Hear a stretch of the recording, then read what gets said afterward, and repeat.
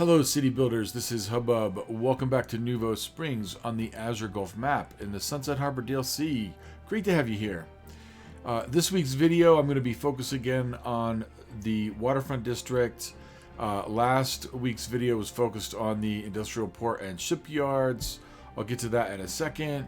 But the last several months I've been putting a whole lot of work into fleshing out the vision for this district. We started with bringing in the infrastructure, the quays, and the highway, and then we built out this peninsula to land ships and plop in that space elevator, which is bringing in thousands of tourists every week. And then found lots of wonderful assets in the workshop to build the skyline over here. And then, of course, just loads and loads and loads of beautification and detailing. You can see the vegetation that we've dropped in, the open-air plazas that we've built in over here. One there, another one here, another one all the way over here. Whoa, looks like I need to do some work on those tables. What's going on there? That's an interesting quirk. I wonder what's causing that. Everything is floating. Well, I will come back to that at a different time. I'm not going to work on that right now. That's bizarre. Is it? I got to figure that out. I wonder what's happening there and how widespread that is.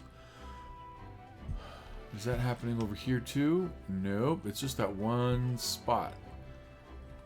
That's weird. We'll fix that. All right, but in any event, we've been working on detailing over here. We built in this central park here and did all the landscaping in here.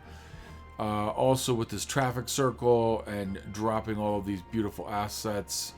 The Theater of Wonders, the Grand Library, the Aquarium, the Opus. And then over here, finally a couple weeks ago, finished with the vegetation in this neighborhood. And then more recently, I've been working up the hill. I wanted to build in these commercial districts at mid-rise towers, not high-rise towers, and then wanted to get this topographic, organically laid out neighborhood up at the top of the hill to kind of even out the slope of the skyline. And then this is going to be the basis for this video. Actually, let me come back to that in a second. Last week, I put up a video that was detailing the industrial port, and everything is still working nicely over here. From the suggestion of another player on a Facebook group, I did a little bit of modifications to these cargo ports so that it just wasn't looking as good as it could the way I had it appointed previously. So this is all working out really well. I've been able to drop my tax rates down to 1% for commercial and industrial now. So the only part of RICO that's footing a tax bill is residential, and they don't seem to be unhappy about that. Happiness is up around 98-99% right now. So we're doing all right with the tax code. So again, I wanted to flesh out what was happening up on top of the hill. And you may notice that there's been some building going on since I last put up a video. When I first put in Lord Chirpwick's castle here, I did it because I wanted the benefits from the monument in the game, but I did it with the idea that it wouldn't be uncommon to have a castle up on a hill like this, but it also would be unusual to have a castle without a community around it. Castles typically dated back to the medieval period, and so there was a feudal social structure going on, and that would have been reflected in the social structure around the castle. So I wanted to do some work up here. It's not my goal to try to replicate a medieval village up here, but I wanted to bring something more authentic in on top of the hill here. So I did bring in a medieval cathedral right here. At least I believe it's medieval. It's got vaulted ceilings. So we have, and you know, this might be later medieval or Gothic. I'm not as familiar with architectural styles, but in any event, I've been working on building all this out. I thought I was recording. So when I finished the build, I discovered, to my chagrin, that OBS had actually not been recording while I was building, which made me quite sad because I really wanted to share this with viewers, but the problem I'm having now is I really don't want to have to build this again. It was quite a bit of work, and I'm happy with it the way it is. And if I tear it down and try to rebuild it, I may not have the same level of satisfaction. So I had a brainstorm a couple days after I discovered that semi-tragic situation, and I realized, you know, there's all these subscribers that I've been naming things after, but there's still a list of people I haven't named anything after yet. And so wouldn't it be cool if I showed you the village by naming parts of the village and homes and farms and gardens and whatnot after subscribers in the game? So that's going to be our goal for this video. Hopefully I'll keep it short, but that way you can see what I've done with this section of the city, even if you can't watch the actual build. So the first thing to keep in mind is I did do some research on layouts, and it's actually hard to find any kind of consistency in medieval village layouts. So I'm not going to make a claim of authenticity, but I just wanted to go for something simple. So we have our castle, we have our cathedral facing at a 90-degree angle so that we can have what would have at some point been a market square. And around that market, which is now just a couple paths, we have some businesses and pubs. And they're, of course, they're not called pubs by the game, but and now we are saving. Here we go. So this is where we started.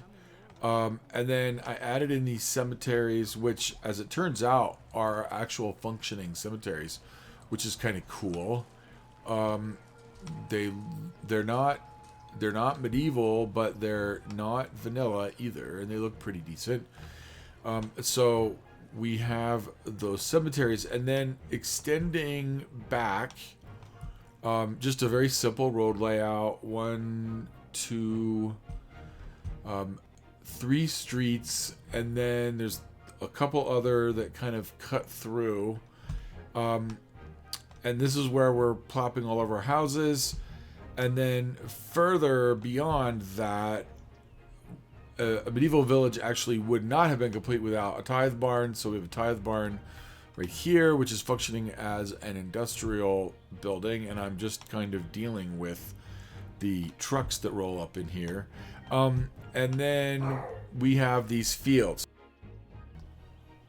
So beyond all the housing, then we have a little bit of a farming community here. We would not actually have a medieval village without a tithe barn, which is located right here. The game treats this as an industrial facility, so I'm just kind of tolerating all the trucks that come driving up here. And then beyond that, just a couple irregularly shaped fields with trees, some corn rows. I'm not fixated on being overly authentic in terms of field shapes. I have not studied European farm layouts much at all. I just wanted some slight irregularity so it wouldn't look like I was plopping down a DLC farming or forestry facility. And so that's kind of the layout of this village. Let's go ahead and start naming things. And we're going to start with our castle. And I think instead of Lord Chirperwick, there's a user by the name of Electric Dreams. So I'm going to call this the Castle of Electric Dreams, which is kind of a cool name for a castle, although not very medieval. But hey, thank you, Electric Dreams. Really appreciate that you are subbing this channel. And then we have this cathedral here. I'm not quite sure what to name this, but there is a user on Facebook that I am acquainted with only peripherally through comments that we leave on each other's posts by the name of Rusin Zolt. And so we're just going to call this the Zolt Cathedral. And I apologize if I did not pronounce that correctly, Rushin. I did do some research, but I have an American tongue. But in any event, thank you so much for following the channel. What I want to do is name facilities. So we have a little primary school here, which is pretty cool. We're going to call this the Rickle Primary School. I don't know any other names associated with this user, but Rickle is one of the subscribers to this channel. So we're going to call this the Rickle Primary School. Thank you so much, Rickle, for following. And then we have this, we have some houses over here. There it is. That's the house I'm looking for. So we have the, I dropped this here because I'm thinking maybe this is where a headmaster lives, but maybe this is a dormitory style school at this point. And so these are the dorms, not the Pine residence. And so another person that I'd like to thank for being a subscriber to the channel is Emil. So we're going to call this the Emil House and dormitory. All right, so thank you, Emil. Appreciate that you have been a subscriber.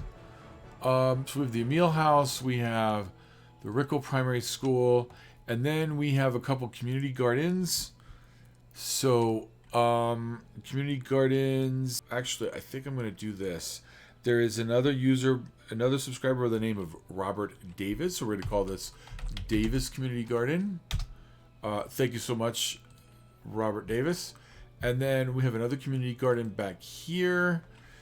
And we're going to call this, we're going to name this after Marlon Young, who is another subscriber. So we're going to call this the Young Community Garden. And then I want to get really granular and start naming some of these houses, because a good old-fashioned English village that might have survived the centuries would, actually I don't want to name houses yet, because we have some of these facilities up here. So we're going to call this, instead of the barn 04, we're going to name this for the mob. The mob, what shall I call this? The mob tithe barn. After username the mob. Thank you very much for subscribing. Really appreciate you. Another user by the name of Diego, and that's the only name I have, is a subscriber of the channel. So we're going to call this the Diego Residence. And I'm trying to think of a better name for that, because this building I plopped to serve as kind of oversight of the farm. So maybe instead of residence, we call this the Diego Farm Management Company. And that way we give some sense of stewardship to this space back here, this facility. And then we have 5 more left, and I may not do them all right now, because some of them I think need interesting places. I'm not 100% sure how I want to approach that. Let's see. Now what we could do though is we do have a community town hall, village hall. So there is one other user that I think this would fit with. Deborah Coram, thank you so much for being a subscriber. And we're going to call this the Coram Village Hall. And then the last thing I want to do is, this is almost it for the day. There's one other user who has a very distinctive last name, and there's only one place that we could name after this user, which is, but I can't find the park because I have the park over multiple locations. How can I do this? I know how to do this. I'm gonna put a little district right here so that I can name it. And how can I get to it? Okay, so this user has a last name and of Bush, and there are a very famous set of amusement parks, I think back in Virginia, called Busch Gardens. So we're going to call this the Busch Gardens. Thank you, Mr. Bush, for being a subscriber. And then I think that might be it. All right, everybody. So thank you so much for watching. There is one more name that I want to place on a facility that I only just thought of in the last couple minutes. The user is Broncos997. And it occurred to me what might be cool is the university, can't see it there because the name is too long. The university that I set up, campus area, the team for the university are the Broncos, and this subscriber's name is Broncos997. So I'm thinking if I found something on the university to name them after, that might be kind of cool. And I'm thinking this School of Medicine is a rather prestigious building. Might seem a little odd to some viewers, but I'm going to go ahead and name this the Broncos 997 School of Medicine. Thank you so much, Broncos997, for being a subscriber. Okay, so looking forward, a couple things to think about. You know, I've been thinking about this as being almost like we're in the end game now. We really aren't, though, I discovered, because I started sandboxing all of this development over here, and after a whole weekend of play, I'd only put in a couple blocks, and so this actually could end up being several months of work here. And then with the new airport DLC, I've started wondering about whether I want to add another airport to the town. We have a perfectly functional airport over here, which is very close to this downtown area, and actually not too far away from this downtown area by monorail. But with the new DLC, I've started scoping out areas. I'm really almost thinking that this might be a perfect area to put in a bigger multi-use airport, because I have all the unique factories here, and it's right along the rail lines. So might be something to think about after January 25th when that new DLC comes out, that I put in a new airport before I'm finished actually building out all of these residential neighborhoods. As you can see, I've started putting in some of the streets. One of the things I wanted to work on was adding in access points, so we've added a trumpet right here. I have added, now this is from the workshop, I've added this diverging diamond. We'll see how this works. I have not had good luck with diverging diamonds in the past. They kind of buckle under volume traffic in the game. And then I attached a little outlet right here. This road was already previously existing, and so we've got this little avenue arterial that's connecting right here. And then added a few trees in for sound barriers from the rail. Still need to do that over here. One thing that I did do in the sandbox that is not here, we could finish with is I need to add some more rail over here, because even with despawning turned on, I'm still having trouble trains backing up because they're not all... Oh, those ones are full. What's this one look like? See, they're not all 100% full when they spawn. And so I'm getting backup of trains because there are some trains that are trying to leave Nouveau Springs to export goods. And so we're going to put a little bypass loop in here. I'm going to take it underground, which may not be entirely realistic, but I'm going to do it anyways. And this is only going to take a couple seconds, but I want to get this in here because it's really been irking me that the trains get backed up over here sometimes. So let's fix this.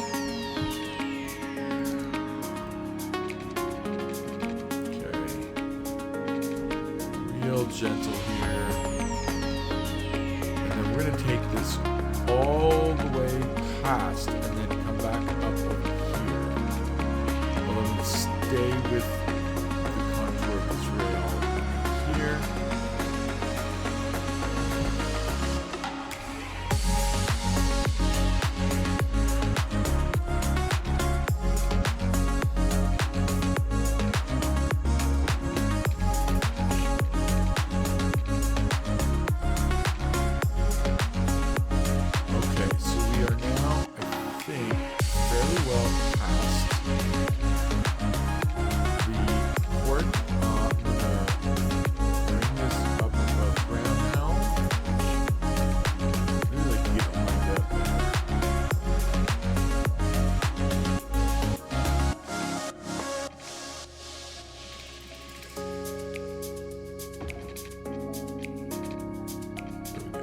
Now we're going to bring it up.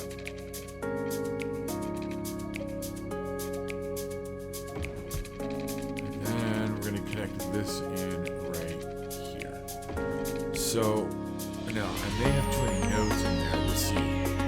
When I did this in the sandbox, it worked pretty well. Trains are going to start bypassing on this line to get past back up. Not all these trains are heading to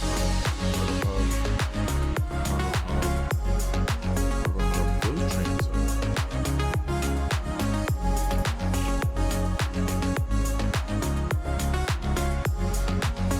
Okay, well, thank you so much for watching. In the next few months, we'll be working on this area here. We'll be working probably on an airport over here, but that concludes this short video today. Thank you so much for watching. This is Hubbub signing off.